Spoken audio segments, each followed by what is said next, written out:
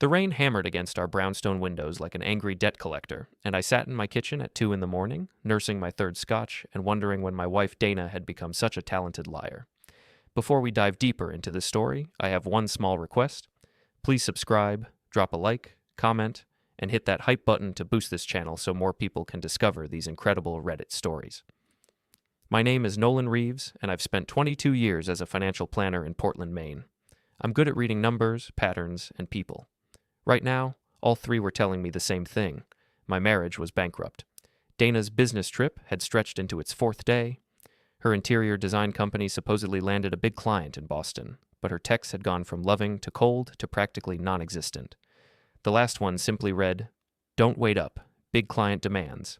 Love you maybe." Love you maybe? After 18 years of marriage? I pulled up our joint bank account on my laptop. Dana had been busy. 3 withdrawals in the past week, totaling $8,000. Cash withdrawals. No paper trail.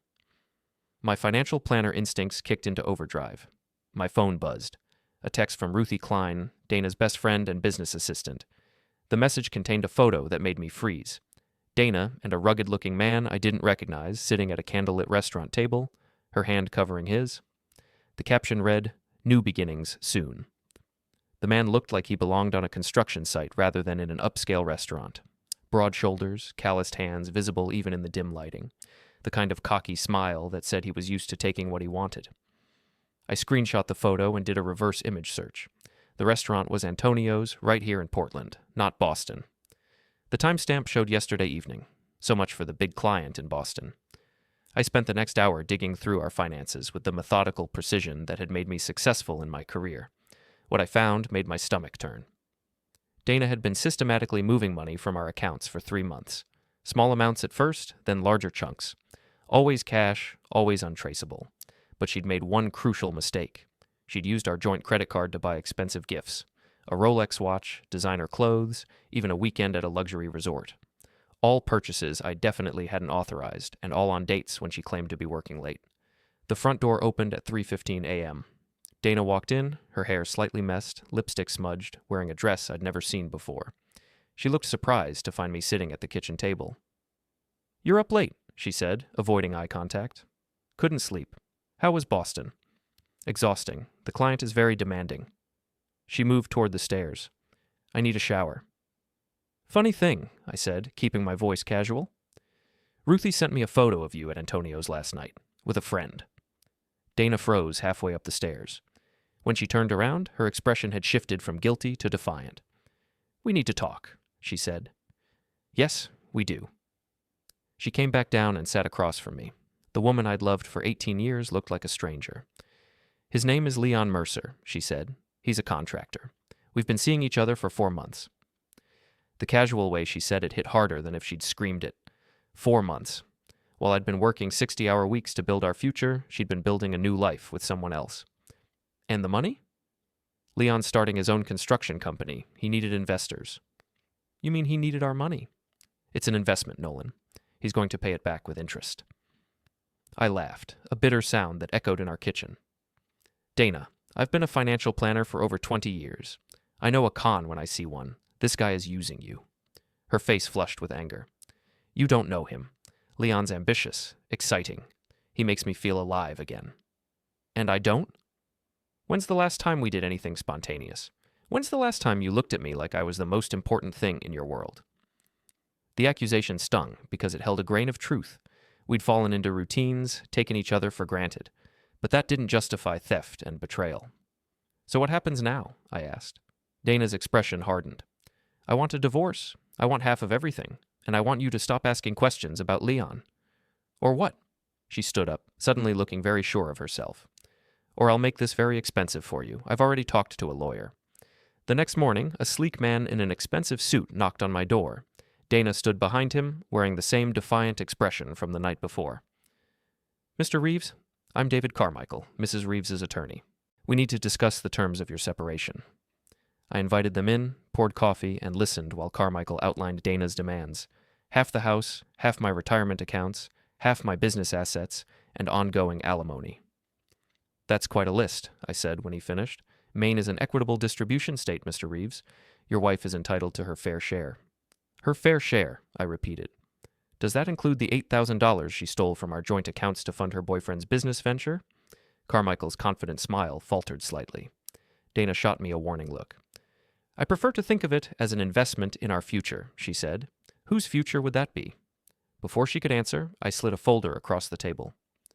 Credit card statements showing unauthorized purchases, bank records showing cash withdrawals without my knowledge or consent, and a photograph of my wife with her lover, time-stamped during a period when she claimed to be in Boston on business. Carmichael opened the folder and reviewed the documents.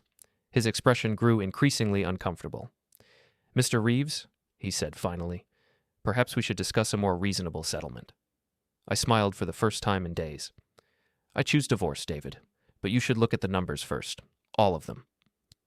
After they left, I sat in my home office and started planning. Dana thought she held all the cards, but she'd forgotten something important. I was very, very good with numbers, and I was about to teach her and her boyfriend a lesson in financial reality. The next morning, I called my old college friend Morgan Sykes, now one of Portland's most respected attorneys. We met for lunch at Murphy's, an Irish dive bar where the beer was cold and the gossip was hot. Marriage troubles? Morgan asked after I'd explained the situation. Marriage over, I corrected. Now it's about damage control. Morgan was a former prosecutor who'd switched to private practice 5 years ago. She had sharp eyes, graying hair she wore in a practical bob, and a reputation for being absolutely ruthless in court. Show me what you've got, she said. I handed her copies of everything I'd compiled. Bank statements, credit card records, the photo from Ruthie, and a background check I'd run on Leon Mercer. Interesting, Morgan said, studying Leon's file. 3 failed businesses in the past 5 years, currently behind on child support payments to his ex-wife in New Hampshire, and he's been sued twice by former business partners for breach of contract. So he's exactly the kind of guy who'd seduce a lonely housewife for her money. That's one interpretation. But Nolan, you need to be careful here. If you're thinking about revenge, don't. Focus on protecting your assets legally. Of course, I said. Strictly legal. That afternoon, I drove to Leon's construction site, a half-finished luxury condo development on the east side of town. I found him barking orders at a crew of workers, wearing a hard hat and tool belt like he was starring in his own action movie. He was bigger than he'd looked in the photo. 6'2", maybe 200 pounds of muscle and attitude. The kind of man who probably solved most problems with his fists. You must be Leon, I said, walking up to him. He turned, sized me up with a glance, and clearly wasn't impressed. I'm 5'10", 170 pounds, and look exactly like what I am. A middle-aged office worker who gets his exercise from a gym membership he barely uses. And you are? Nolan Reeves, Dana's husband. His cocky smile never wavered. Heard about you. Dana says you're taking the divorce pretty well. Oh, I'm taking it very well. In fact, I wanted to thank you. That caught him off guard. Thank me. For showing me what my wife is really like. It's going to save me a lot of money in the long run. Leon's smile faded. What's that supposed to mean? It means I know about the $8,000. I know about the gifts she bought you with our credit cards. And I know about your business history. I handed him a copy of his credit report. Interesting reading. Did you tell Dana about the 3 bankruptcies? The unpaid child support? The lawsuits? Leon's face was turning red. You don't know what you're talking about. I'm a financial planner, Leon. Numbers are my specialty, and your numbers tell quite a story. He stepped closer, trying to intimidate me with his size. Maybe you should mind your own business. Dana is my business, at least for now. But here's the thing. I'm not going to fight you for her. She made her choice. I'm just making sure she understands the consequences. Before he could respond, I walked back to my car, but not before placing a small GPS tracker under his truck's rear bumper. If Leon and Dana were planning something, I wanted to know about it. That evening, I stopped by Murphy's again. The bartender, Pete Flanagan, had been serving drinks and collecting gossip in Portland for 30 years. If anyone knew the local dirt, it was Pete. Nolan, Pete called out as I took a seat at the bar. Heard you're having some domestic troubles. Word traveled fast in a city this size. Something like that. That contractor she's been seeing, Leon Mercer, he's been in here a few times. Loudmouth, big spender, always talking about his next big deal. What kind of deals? Pete leaned closer, lowering his voice. Claims he's got investors lined up for some luxury development. Says he's going to be the biggest contractor in Maine within 2 years. Investors like my wife? Didn't mention her specifically, but he's definitely been throwing money around. Bought drinks for the whole bar last Friday night. Must have dropped $300. $300 that probably came from my bank account. Pete, do me a favor. If Leon comes in again, give me a call. Sure thing. But Nolan? Be careful. That guy's got a temper. I drove home thinking about what I'd learned. Leon was using Dana's money to fund his lifestyle and his business dreams. Dana was too infatuated to see she was being played, and both of them thought I was just going to roll over and accept whatever scraps they threw my way. They were about to learn how wrong they were. Back home, I moved my personal investment accounts into a trust, changed all my passwords, and transferred my business assets into a separate corporate structure. If Dana wanted half of everything, she was welcome to half of the debt she'd helped create. Then I started planning phase 2. The GPS tracker on Leon's truck proved very educational. He wasn't just seeing Dana, he was meeting with potential investors all over town, using our stolen money to wine and dine them while promising huge returns on his construction projects. But the most interesting discovery came on Thursday evening. Leon drove to a storage unit facility on the outskirts of town, spent an hour inside Unit 247, then drove to an expensive restaurant where he met Dana. On Friday morning, I paid a visit to the storage facility. A $50 tip to the maintenance guy got me a look inside Leon's unit. What I found was better than I'd hoped: boxes of receipts, contracts for projects that had never been completed, and correspondence with former business partners who were threatening legal action. Leon Mercer wasn't just a con man. He was a spectacularly unsuccessful con man. I photographed everything, then made copies of the most damaging documents. Leon was running a classic Ponzi scheme, using new investor money to pay off old debts while skimming enough to maintain his lifestyle. That afternoon, I called Morgan with an update. "This is good," she said after reviewing the evidence. "We can use this to show that Dana's transfers to Leon constitute marital waste. In Maine, that could significantly impact the property division." "What about criminal charges?" "Possibly, but that's not our primary concern right now. Let's focus on the divorce proceedings." But I had other plans for Leon Mercer. Saturday night, I followed Leon to Murphy's. He was holding court at a corner table, telling war stories to anyone who'd listen and buying rounds with money I'd earned. I waited until he'd had enough drinks to make him overconfident, then made my move. "Leon," I called out, approaching his table with a friendly smile. "Mind if I join you?" He looked surprised, but gestured to an empty chair. "Nolan, didn't expect to see you here." "It's a small town. Besides, I thought we should talk man to man." The 3 other guys at the table, local contractors by the look of them, suddenly found excuses to leave. Word of our situation had definitely spread.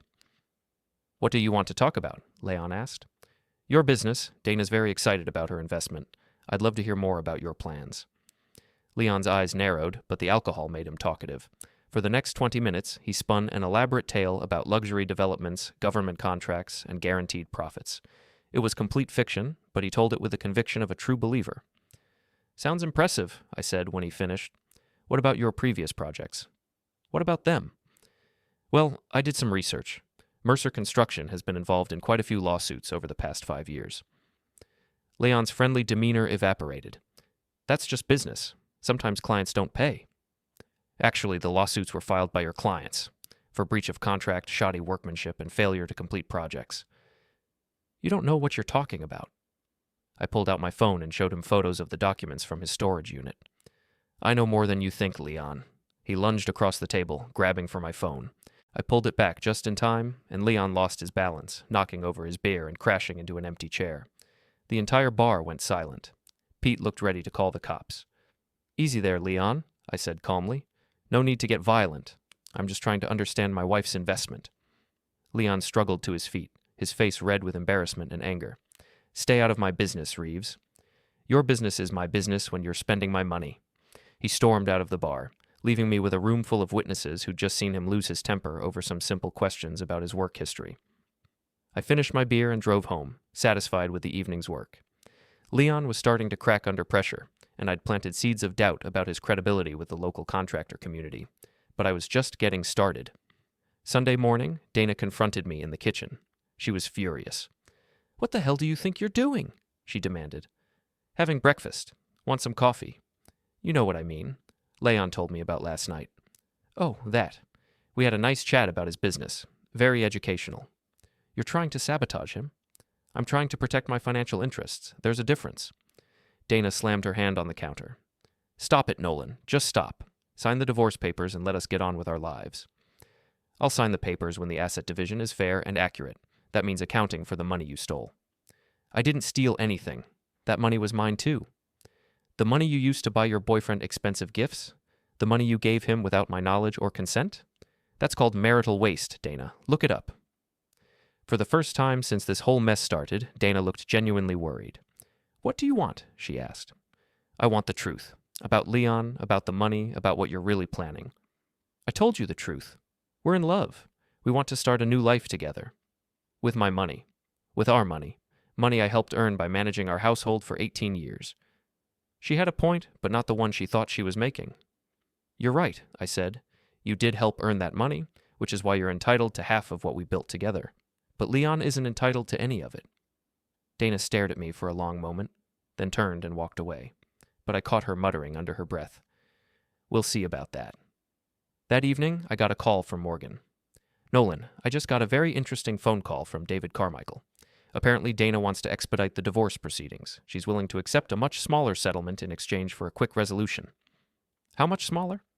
30% instead of 50%, and she's dropping the alimony demand. I thought about that. Dana was scared. The evidence I'd gathered about Leon was making her nervous, and she wanted out before things got worse. Tell Carmichael we'll consider it, I said, but I want full financial disclosure first. Every account, every transaction, every penny she's moved in the past 6 months. That's going to take time. I've got time. Dana's the one in a hurry. After I hung up, I sat in my office and planned the next phase of my campaign. Dana and Leon thought they were playing chess, but they were really playing checkers, and I was about to show them the difference. The financial disclosure documents arrived on Wednesday, and they were even more damaging than I'd expected. Dana hadn't just stolen $8,000. She'd moved nearly $20,000 over 6 months, all of it funneled to Leon through various creative methods. Cash withdrawals, overpayments to fake contractors, even a business loan to a shell company Leon had created. My wife had been very busy, but the most interesting discovery was a partnership agreement between Dana and Leon for something called coastal luxury developments. According to the paperwork, Dana was listed as a 50% partner and primary investor. I called Morgan immediately. This changes everything, she said after reviewing the documents. If Dana entered into a business partnership without your knowledge, using marital assets, we can argue that you're entitled to half of her share in the company. What company? It's just Leon's fantasy. Doesn't matter. Legally, she's committed marital funds to a business venture. In Maine, that makes you a stakeholder. So I could potentially own 25% of Leon's construction company? Theoretically, yes. But Nolan, there's something else you should know. I did some more digging into Leon's background. He's in deeper trouble than we thought. Morgan had discovered that Leon owed nearly $40,000 in unpaid taxes, had defaulted on 2 business loans, and was facing a lawsuit from his former business partner for fraud. The man's drowning in debt, Morgan said. Dana's money isn't an investment, it's a life preserver. That afternoon, I drove to Leon's construction site. The work had stopped, and most of the equipment was gone. A sign on the fence announced that the project was temporarily suspended pending permit review. I found Leon in the construction trailer, surrounded by boxes of paperwork and looking like he hadn't slept in days. Nolan, he said when I walked in, what do you want now? I heard about the permit problems. That must be frustrating. Leon's jaw tightened. It's a temporary setback. Is that what you told Dana? Because I'm looking at a stop work order from the city. Apparently someone filed a complaint about safety violations. You snake, you did this. I didn't have to. Your work speaks for itself. I handed him a copy of the complaint, which had been filed by one of his own workers. The list of violations was extensive. Improper electrical work, structural deficiencies, missing safety equipment. This is going to cost you months and thousands of dollars to fix, I said. Money you don't have. Leon stood up, his fists clenched. Get out. In a minute. First, I want to discuss your partnership with my wife. What partnership? I pulled out a copy of the Coastal Luxury Developments Agreement. This partnership, the one where Dana invested $20,000 of marital assets without my consent. Leon's face went pale. How did you get that? A discovery process. Very educational. Did you know that in Maine, unauthorized use of marital assets for business ventures can be considered fraud? You're bluffing. Am I? My lawyer seems to think we have a strong case. Of course, we could always settle out of court. You return the money, dissolve the partnership, and stay away from my wife, and I won't press charges. I can't return the money. It's already invested in the business. What business? This? I gestured around the empty trailer. Leon, you're broke. Your construction company is failing, you owe money to everyone in town, and now you're facing criminal fraud charges. Dana's money was your last hope, and it's not enough. Leon slumped back in his chair, suddenly looking much older than his 38 years. What do you want? He asked quietly. I want you to tell Dana the truth about your debts, your failed businesses, your legal problems. I want her to understand exactly what kind of man she's chosen over her husband. And if I don't, then I'll tell her myself, along with everyone else in town. That evening, I met Pete at Murphy's for a beer and an update on local gossip. Your boy Leon's been making the rounds, Pete told me, trying to borrow money from everyone, even asked me for a loan against future bar tabs. Any takers? Are you kidding? Word's gotten around about his business troubles. Nobody wants to touch him with a 10-foot pole. What about Dana? Pete's expression grew uncomfortable. She's been in here a few times, looks stressed. Ruthie, too. They sit in the corner booth and whisper like they're planning a bank robbery. Ruthie Klein had been Dana's best friend since college, and her business assistant for the past 5 years. If anyone knew what Dana was really planning, it would be Ruthie. The next morning, I paid Ruthie a visit at Dana's design studio. The office was in a converted Victorian house on the west side of town, beautifully decorated but clearly struggling financially. Half the staff had been laid off, and the remaining employees looked worried. "Nolan," Ruthie said when I walked in. "What are you doing here?" I wanted to see how the business was doing.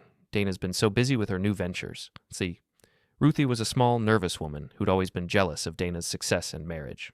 She'd never liked me, but she'd always been polite for Dana's sake. "The business is fine," she said, but her voice lacked conviction. "Really? Because it looks like you've had some layoffs. And I noticed the for lease sign on the building next door. Market getting tough?" "It's just a temporary downturn." I looked around the office, noting the stack of unpaid bills on the reception desk and the outdated computer equipment. "Ruthie, can I ask you something? As someone who cares about Dana?" She nodded warily. "Do you really think Leon Mercer is good for her?" "Dana's happy. That's what matters." "Is she?" "Because from where I sit, she looks like a woman who's made some very expensive mistakes." Ruthie's composure cracked slightly. "What do you mean?" "I mean, she's invested our money in a failing business with a man who's lied to her about everything. His company is bankrupt, he's facing fraud charges, and he's using her as a personal ATM. You don't know what you're talking about." "Don't I? Ruthie, you sent me that photo of them together. Why did you do that?" She looked away. "I thought you should know." "But why? If you thought Dana was happy, why try to expose her affair?" The question hung in the air between us. Finally, Ruthie spoke in a voice barely above a whisper. "Because she's making a mistake. A huge mistake. And she won't listen to anyone. Tell me." Ruthie glanced around the empty office, then motioned for me to follow her into Dana's private office. She closed the door and turned to face me. "Leon's not who he pretends to be," she said. "He's been lying to Dana about everything. His business, his finances, even his personal life." "What do you mean?" "He's still married. His divorce isn't final, and he owes money to some very dangerous people." This was news to me. "How do you know?" "Because one of them came here looking for him. Last week, a big guy with tattoos and a bad attitude. He said Leon owed his boss $50,000, and they were getting impatient." "Did you tell Dana?" "I tried. She said I was jealous and told me to mind my own business." "Ruthie, if what you're saying is true, Dana could be in real danger." "I know. That's why I'm telling you. Whatever problems you and Dana have, she doesn't deserve this." I left the office with a lot to think about. Leon wasn't just a con man and a failure. He was potentially dangerous. And Dana was so infatuated that she couldn't see the truth. It was time to end this before someone got hurt. That evening, I called Dana and asked her to meet me at Murphy's. She agreed, probably thinking I was ready to surrender. She arrived looking confident and beautiful, wearing a new dress that probably cost more than most people made in a week. She'd always had expensive taste, but now she was flaunting it. "You wanted to talk?" she said, sliding into the booth across from me. "I want to make you an offer." "I'm listening." "I'll give you the divorce you want. 50-50 split, no contest, no delays. But I want Leon out of the picture." Dana laughed. "You can't negotiate away my personal relationships, Nolan." "I can, when those relationships are funded with my money." "What's that supposed to mean?" I pulled out a folder containing everything I'd discovered about Leon.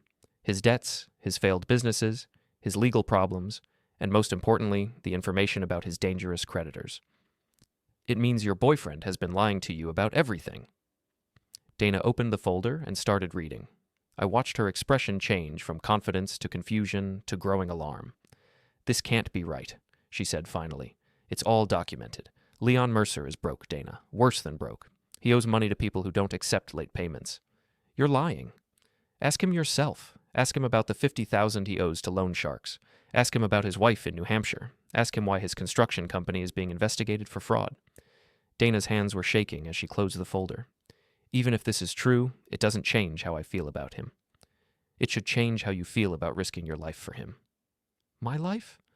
"Dana, these people came looking for Leon at your office. They know about you. If Leon can't pay what he owes, they might decide to collect from his business partner." For the first time since this whole mess started, Dana looked genuinely scared. "What do you want me to do?" she asked. "End it. Now. Before you get hurt." "And then what? Go back to our boring marriage and pretend none of this happened?" "I'm not asking you to come back. I'm asking you to be smart. Take the divorce settlement and start over somewhere safe." Dana stared at me for a long moment. "You really think I'm in danger?" "I think you're in love with a man who's desperate enough to do anything to save himself, including sacrificing you." She left without another word, but I could see the doubt in her eyes. The fairy tale was starting to crack.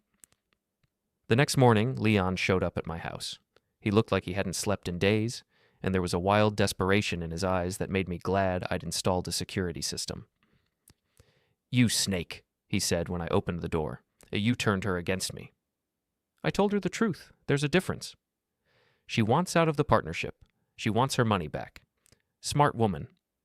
Leon pushed past me into the house. "I can't give her the money back. I don't have it." "Then you have a problem." "We have a problem. If I go down, I'm taking both of you with me." I closed the door and faced him. "What's that supposed to mean?" "It means I've got nothing left to lose. Dana thinks she can just walk away, but it doesn't work like that. She's in this as deep as I am. Leon, you need to leave. Now." "Or what? You'll call the cops? Go ahead.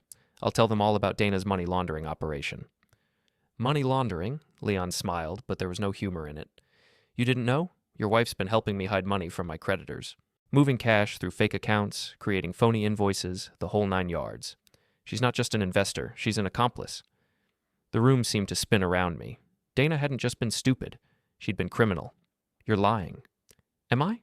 Check her computer. Look at the files labeled CLD Financial. See how deep your precious wife is buried." Leon walked to the door, then turned back. "You want to destroy me? Fine, but I'm taking her down with me." After he left, I sat in my kitchen and tried to process what I'd learned. If Leon was telling the truth, Dana wasn't just guilty of marital waste. She was guilty of actual crimes. Crimes that could send her to prison. I called Morgan and asked her to meet me immediately. "This is bad," she said after I'd explained the situation. "If Dana was actively helping Leon hide assets from creditors, that's conspiracy to commit fraud at minimum. What are her options?" "Cooperate with the authorities, hope for leniency, and pray that Leon doesn't have enough evidence to implicate her in the worst of it." "And what are my options?" Morgan studied me carefully. "What do you mean?" "I mean, what if I don't want to see Dana go to prison? What if I want to find a way to protect her?" "Nolan, she stole from you. She betrayed you. She committed crimes. Why would you want to protect her?" It was a good question. Dana had destroyed our marriage, stolen our money, and put herself in danger through her own stupidity and greed. By all rights, I should let her face the consequences of her choices. But 18 years of marriage doesn't just disappear, even when it ends badly. Because despite everything, I still care about what happens to her. Morgan nodded slowly. "Then we need to move fast, before Leon decides to make good on his threats." That afternoon, I drove to Dana's office. She was there alone, surrounded by boxes and looking like she was packing up to leave town. "Going somewhere?" I asked. She looked up, her eyes red from crying. "Leon's gone. He cleaned out the business account and disappeared, left me holding the bag for everything." "I'm sorry." "Are you?" "Because you were right about him. About all of it." Dana collapsed into her chair, suddenly looking much older than her 43 years.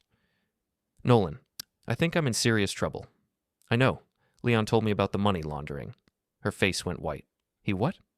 "He said you helped him hide money from his creditors, created fake accounts, phony invoices." "I didn't know that's what I was doing. He said it was just creative bookkeeping." "Dana, the FBI doesn't care about your intentions. They care about your actions." She started crying then, deep sobs that shook her entire body. For a moment, she looked like the young woman I'd fallen in love with 20 years ago. "What am I going to do?" she whispered. I sat down across from her and made a decision that surprised even me. "You're going to let me help you." Over the next week, Morgan and I worked around the clock to untangle Dana's legal situation. It was worse than we'd initially thought.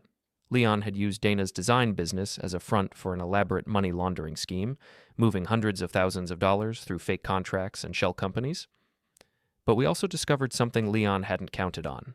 Dana had kept meticulous records of everything. Every transaction, every conversation, every instruction Leon had given her. She documented it all, thinking she was being a good business partner. "This is actually good news," Morgan told us during a meeting in her office. "Dana's records prove she was following Leon's instructions, not initiating the fraud herself. That makes her a victim, not a co-conspirator." "What about criminal charges?" Dana asked. "If we approach this right, we might be able to get you immunity in exchange for your cooperation in prosecuting Leon." But first, we had to find Leon. He'd vanished after cleaning out the business accounts, leaving behind only debts and angry creditors. The answer came from an unexpected source, Ruthie. "He's been staying at a motel on Route 1, she told me when I called her. "The Seaside Inn, room 237. He's been calling Dana, trying to get her to meet him." "Has she agreed?" "Not yet, but he's getting desperate. He says if she doesn't help him, he'll make sure she goes to prison." I thanked Ruthie and called Detective Manny Lowell, my old college friend who now worked for the Portland Police Department. "Nolan, you need to stay out of this," Manny warned me after I'd explained the situation. "Let us handle Leon. What if he runs before you can arrest him? Then we'll find him, but if you try to play hero, you could compromise the entire case." That evening, Leon called Dana's cell phone. She was at my house, we'd agreed she should stay there for safety, and I convinced her to put the call on speaker. "Dana, baby, we need to talk." Leon's voice was slurred, like he'd been drinking. "There's nothing to talk about, Leon. It's over." "No, it's not over. We're partners, remember? Partners stick together." "You stole my money and disappeared. Some partnership." Leon's tone turned threatening. "I didn't steal anything. That money was an investment in our future, and if you try to back out now, I'll make sure everyone knows how deep you're buried in this." "What do you want?" Dana asked. "I want you to meet me, tonight. We can figure this out together." "Where?" "The old pier behind Murphy's. Midnight.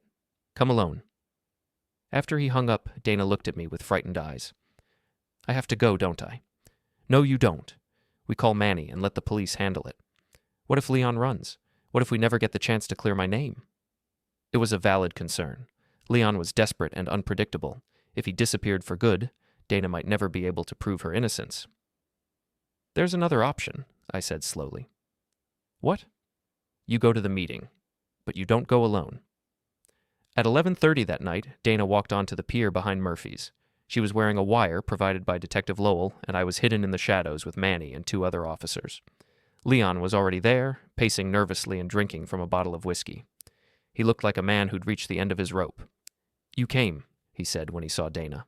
"What do you want, Leon?" "I want us to get out of here, tonight. I've got a car, some cash.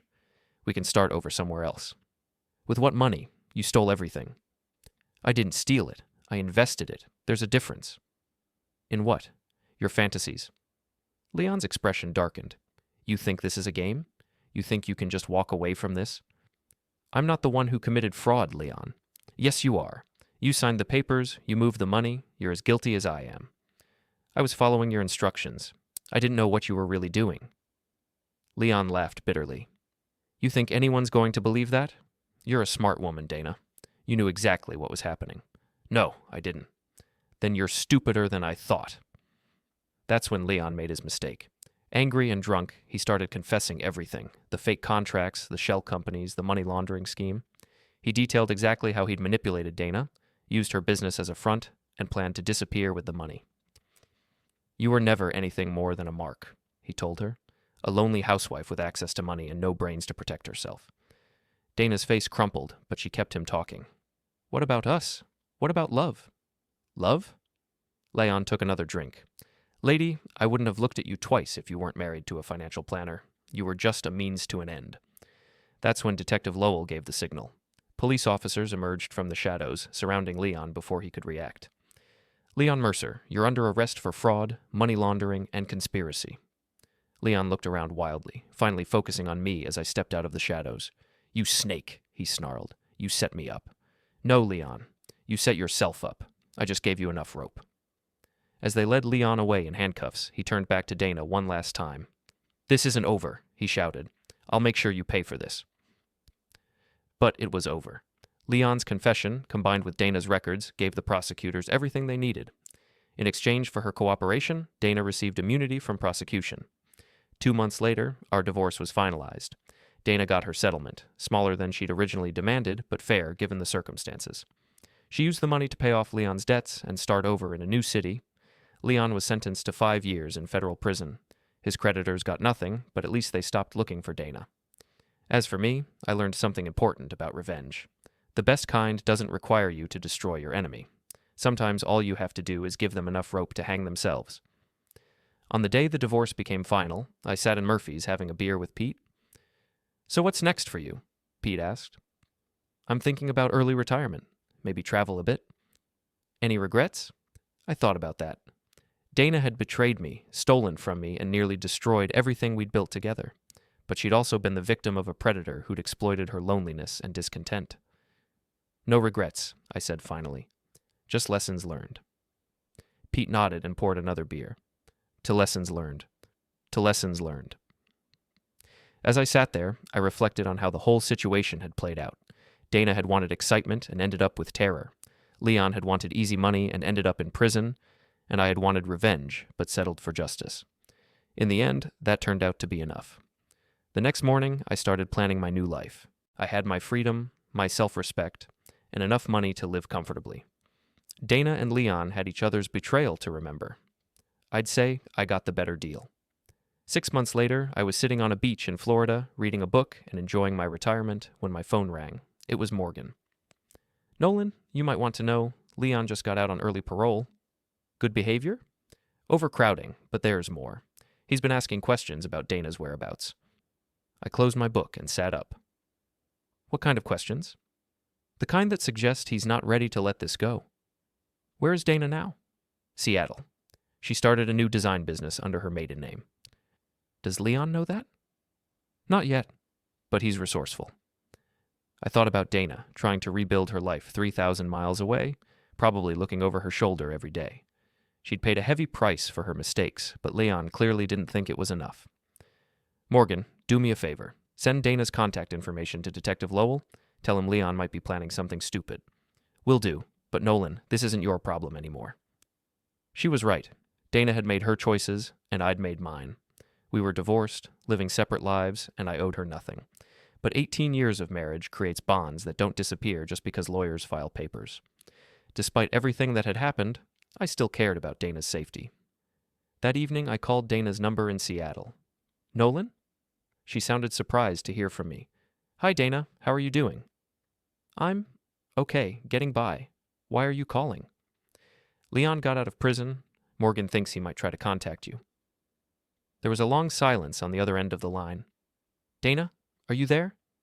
I'm here. I thought it was over. It probably is, but you should be careful for a while. Thank you for warning me.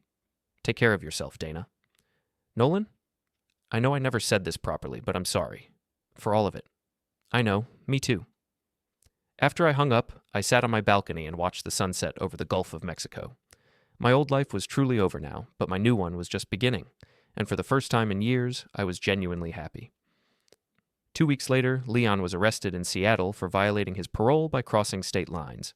Apparently, he'd been planning to have a conversation with Dana about the money she'd cost him. He was sent back to federal prison to serve the remainder of his sentence, plus additional time for the parole violation. This time, I was confident it really was over. Dana sent me a thank you card a month later. She was doing well, her business was growing, and she felt safe for the first time since the whole nightmare began. I kept the card on my refrigerator for a while, then eventually threw it away. Some chapters of your life need to be closed completely before you can start writing new ones. But I never regretted helping her one last time. Sometimes the best revenge is simply being the better person.